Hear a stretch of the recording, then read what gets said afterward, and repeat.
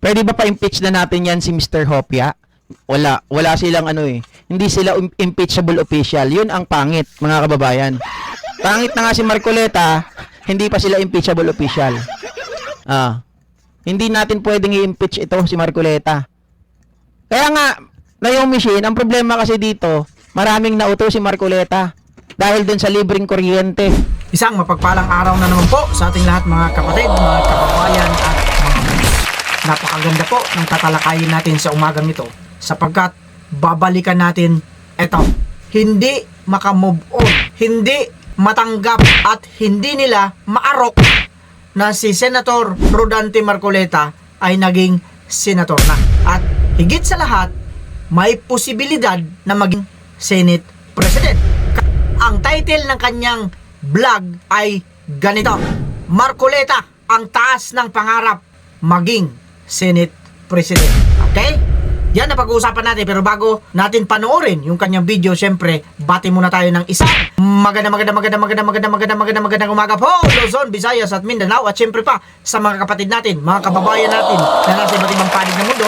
Magandang umaga, magandang tanghali, magandang hapon, magandang gabi po sa inyong lahat dyan. Kamusta na po kayo? Sana po habang pinapanood ninyo itong video na ito ay nasa mabuti kayong kalagayan. At syempre pa, batiin ko lang yung mga kasamahan natin ditong mga vloggers po na mga kapatid. Huwag po ninyong kaligtaan na panoorin din yung kanilang mga video at suportahan na rin po natin kagaya po ng ginagawa natin dito. At kagaya ng sinabi ng isang vlogger na kasama po natin, dito na tayo magtulungan. Lalong-lalo na tayo mga kapatid sa loob ng Iglesia ni Cristo. Dito po tayo tulungan natin yung mga nagde-depend sa ating pananampalataya. Kagaya po ni kapatid na Hens TV. Yan, makikita ninyo dyan sa taas. Shoutout sa kapatid na Hens TV. Nagpa-shoutout din po ito. At isa pa po, ito po si Tatay Aguila. Na makikita ninyo, mga faith defender po ito ng Iglesia ni Cristo, kaya suportahan po natin. At shoutout na rin po kay kapatid na Merly David sa lokal ng Bulabod, Malino, Aklan. Shoutout po sa inyo dyan mga kapatid. At syempre pa kay John Benedicto. Shoutout po sa inyong lahat. Maraming salamat po sa patuloy na suporta ninyo. At syempre sa lahat ng mga subscribers, mga viewers, mga silent viewers, lahat po kayo, lalong-lalo na po yung mga bashers, pasok po kayo rito kay Boss Rick Vlogs TV. Welcome po kayo rito. Kaya, ito lang ang paalala ko sa inyo. Sana hindi kayo ma-high blood. Kagaya ng sinasabi ko rito, pabayaan na po ninyo na si Boss Rick na ang ma-high blood. Huwag lang po kayo. Pinagpapawisan ako. Medyo mahinang aircon ng ating studio ngayon. Nasaan ba kaya yung ating technician dito? Pero hindi na pag-usapan natin. Pag-usapan natin dito, panoorin muna natin ang video nitong ob na ito. At mamaya, gagawa natin ng reaksyon. Ngayon pa lang, pinagpapawisan na ako eh. Talagang, ano to eh, banatan nito eh. Kung ready na kayo, relax lang kayo. Kagaya ng sinasabi ko, kaya panoorin natin ng sabay-sabay. Video, pasok! Ay meron din masamang balak. Bakit, GP? Ano ang masamang balak ni Marcoleta, mga kababayan? Ito, tingnan ninyo kung ano ang iniisip ngayon ng mga Marcoleta. Tingnan nyo. Ayan, mga kababayan. Senate President Rodante Marcoleta, payag ba kayo? Pero uwiin mo nga naman. First time na manalo sa Senado, mga kababayan. Tapos gusto mo kaagad. Senate President, animal. Doon nga sa Kongreso, wala kang nagawa eh. Diba? Nakakainis doon. Kapag ikaw naging Senate President dito, baka mamaya sasabihin mo na naman yung mga mawawala talaga yung tiwala ng tao sa iyo. Biruin mo, dati okay ka naman. Pero lumalabas na kahit na sabihin mo basta ikaw ay tuta, 'di ba? Kahit na may mali, gayahin na lang natin yung old tradition. Hindi na kailangan yan subject to public scrutiny. Hindi na kailangan yan imbestigahan. Remember, kung ano nangyari kay Sara Duterte sa kanyang budget. Mga kababayan, si Marcoleta lang naman na nagtanggol doon, 'di ba? Dahil daw ang presidente, ang vice-presidente ay hindi na yan tinatanong, matik na. Matik na kahit alam mo na ito, kaya siya kinu-question on how to use her confidential funds. At kung paano niya ito gagamitin, paano niya ginamit. Gusto mo? I-wave na lang natin? Gusto mo pabayaan na lang natin kahit na mayroon kang alam na illegal na paggamit, irregular na paggamit ng confidential funds? Diyos me, Marcoleta, tapos gusto mo pa maging Senate President. Pwede ba pa-impeach na natin yan si Mr. Hopia? Wala silang ano eh. Hindi sila impeachable official. Yun ang pangit, mga kababayan. Pangit na nga si Marcoleta, hindi pa sila impeachable official. Hindi natin pwedeng i-impeach ito si Marcoleta. Kaya nga, na yung machine, ang problema kasi dito, maraming nauto si Marcoleta. Dahil dun sa libreng kuryente, mga kababayan. Kaya ngayon, 6 na taon ninyo, pagtiyagaan si Marcoleta. Ambisyoso, di ba? Sabi nga ni Yayam eh. Sabi ni Yayam dito, may binabanggit si Yayam dito. Ayan, sabi ni Yayam, tingnan mo nga naman ang mga tao, oh, walang satisfaction. Naging senador na for the first time, gusto pa maging Senate President. Tuparin mo muna yung pangako mo sa taong bayan tungkol sa kuryente bago ka mag-ambisyon, correct? 'Di ba? Hi, Ma'am Irish. Just me, Marimar, mga kababayan. Ano na lang ang mangyayari sa atin pag ganito na hindi po bumabase sa batas, hindi po bumabase sa tama yung mga nakaupong mga senador natin, 'di ba? Ito, bagong pasok, first timer sa Senado. Gusto ko agad maging Senate President. Sabi nga ng mga niyayam, tuparin mo muna yung pangako mo sa taong bayan, 'di ba? Na libreng kuryente, yung mga nagkukonsumo ng 2,000 pababa. Kaya lang parang yan ata ay suntok sa bato, 'di ba? O suntok sa hangin, bakit kamo? Mga kababayan, sabi ko nga ang presidente nga natin nahihirapan nga sa subsidy kung tutuusin dyan sa 20 kilos ng bigas. Paano pa kaya ito isusustain kapag kuryente ang pinag-usapan natin? Ang daming gumagamit ng kuryente sa buong Pilipinas. Tapos sasabihin mo, libre na yung kumukonsumo ng less than 2,000. Ano ngayon yan? Saan mo kukunin yan? Sa subsidy na naman ng ating bansa. Oh, sabi mo, ayaw mo ng ayuda. Pero pag subsidy, ayuda din yan. Pinaganda lang. Hindi po ba mga teka JP, at least hindi na pera inaabot. Oo nga, hindi nga pera. Pero, kaya bang mangyari yan? Diba? Kaya nga yung kanyang, nung siya ay naproklama bilang senador, iba na po ang kanyang seremonyas. Alam mo, seremonyas niya, isusulong po natin yan. Hindi na yung libre na. Diba? Kasi pag sinabi mong libre na, meaning, consider it done, mga kababayan. Na pagkaupo niya, applicable na kaagad, pwede nang i-apply, hindi. Kaya nung naproklama siya, isusulong po natin yan na bumaba yung kuryente. Diyos ko, sinulong niya na nga sa Kongreso eh. Diba? Matagal niyang inupuan yung Committee in Energy. Sa napanood nating video, makikita natin at mapapansin natin na talagang ob-ob itong tao na ito. Bakit ko nasabi ang ob-ob? Akalain ninyo, nanalo bilang senator, itong si Senator Rodante Marcoleta, ayaw nilang tanggapin.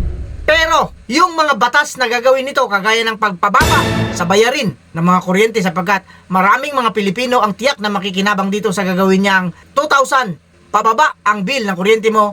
Sabi niya, baka pwedeng gawin na nating libre yan. Etong mga ungas na ito, ayaw nila ng ganon. Ang gusto nila, pagkaupo ng Senator Rodante Marcoleta sa Senado, bababa agad ang singil ng kuryente. Libre na kagad yung 2,000 pababa ang bill ng kuryente. Mga ob-ob ba kayo? Lalo ka na. Ikaw, ikaw, ob-ob ka. Go, Philippines. Ang sabi niya, noong nasa Kongreso ka nga, wala kang ginawa eh. Lalo na ngayon, nandiyan ka na sa Senado. Ob-ob ka na naman. Hindi mo ba alam na naging speaker yan doon sa Congress? Ito lang ang masasabi ko sa inyo. Tanong ko sa inyo, noong naging Pangulo, si PRRD, hindi kaya kayo nakinabang mga ob-ob kayo? Ikaw mismo, go, Philippines! Marunong ka mag-drive, di ba? May lisensya ka, di ba? O baka naman nagdadrive ka, wala kang lisensya, ob-ob ka. Ilang years yung validity ng lisensya mo? Sino nakagawa niyan? Si PRRD na ginaganyan ninyo ngayon. May passport ka, di ba? Kasi lumalabas ka ng lungga mo. Ilang years ang validity? Inuulit ko rito. Ilang years ang validity ng passport mo? Ob-ob ka. Sino may pakanan yan?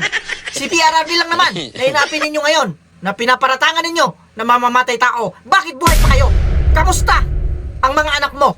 Kung may anak ka. Kamusta mga kapatid mong babae kung may kapatid ka babae? Di ba naging safe sila noon habang naglalakad sila sa kalsada? Ngayon, subukan mo, palabasin mo yung mga kapatid mo, mga anak mo, palabasin mo, 10 oras ng gabi.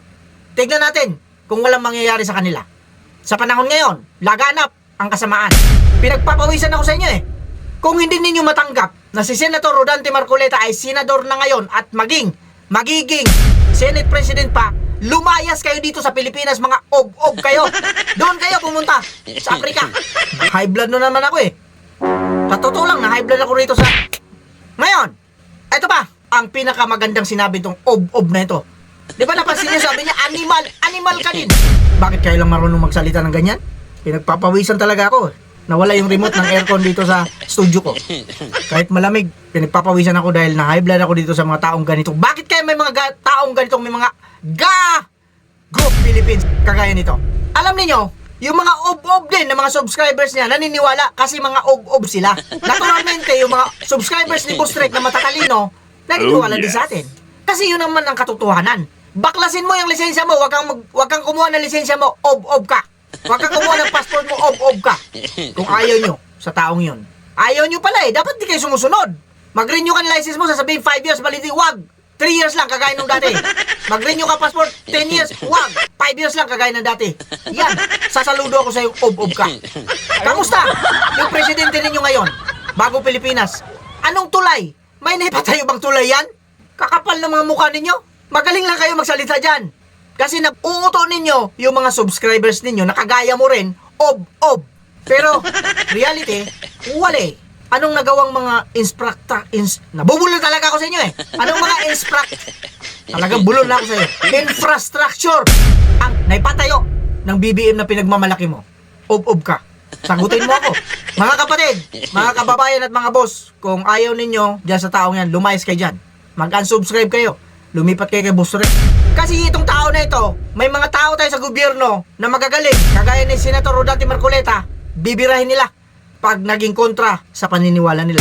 Kasi ang gusto nila, yung masunod. Kung ano yung gusto nila, yun ang susundin mo, magbango ka sa kanila. Tanggalin mo yung sis mo, ang yayabang ninyo. Pag-uuntugin ko kayo mga ob-ob kayo. Ngayon, nandito na si Boss Rek. Ako na ang kausap ninyo, mga ob-ob kayo. May mga senador na akala ninyo, mas magaling pa kayo. Ba't hindi na kayo ang tumakbo maging senador, mga ob-ob kayo? Kayo pala magaling eh. Si Bato, binibira ninyo. Kasi walang alam. Robin Padilla, lalo na. Ba't hindi nabubulol talaga ako sa inyo. Ba't hindi nyo nalang palitan? Lalo na ikaw, go, Philippines. Ba't di ka magsenador? Ganyan ang asta ninyo? Ang yayabang ninyo. Sa totoo lang, ang yayabang ninyo. Naka! Wag ako boy. Ang Pilipinas, gustong gawing maayos na mga namiminuno na matitino. Kagaya ni Senator Rodante Marcoleta at marami pa. Hindi lang naman nag-iisa yan. Marami. Nag-focus lang ako dito kay Senator Rodante Marcoleta sapagkat binabalahura mo. Tinawag mong animal. Animal ka rin. Gusto mo maging animal si Boss Rek? Sabihin mo sa akin. Anytime. Baka matapang ka lang dyan. Kontakin mo. Si MJ, makagago. O shoutout sa'yo, makagago. Eto, kung gusto itong lumaban sa akin, ilaban mo ako rito. Pagsama-samahin ko sila. Pag-uuntugin ko sila lahat. I walk the talk. Yan ang sinabi ko. May katok ka. Pasensya na po kayo. Kung naging kagaya ng sinabi ko, gusto ko ako lang may blood. Huwag kayo. Mag-comment lang kayo dyan kung anong gusto ninyong sabihin sa ob-ob na ito. With that, maraming salamat po sa suporta ninyo. Bumulo talaga ako eh. Sa suporta ninyo sa akin, dito sa munting channel natin, ang Boss Rick Vlogs TV. At syempre, yung mga kasamahan natin dito sa Iglesia ni Cristo, lalo na mga kapatid. Parang awa na ninyo. Dito na kayo manood sa mga kapatid natin na nagbablog, na pinagtatanggol yung ating kahalala. Marami pang susunod. Maraming nagre-request. Doon sa mga nagre-request po sa atin kung sino yung i-content natin dito, pagpasensya na po ninyo. Pero huwag kayong magalala. Gagawan po natin ng paraan yan. Napakarami po nag-request sa atin. Maraming salamat po sa patuloy na suporta ninyo. At siyempre pa, huwag kalimutan, kagaya na sinasabi natin dito. Mag-iingat tayo lahat. Pero lang sa mga taong hindi nag-iingat. Teka lang, may nakalimutan ako. Yung kulay-pula dyan, oh. Ito, yan. Yung kulay-pula na yan, yan. Pindutin nyo naman para dumami na tayo rito. Mas marami, mas masaya. Bye-bye.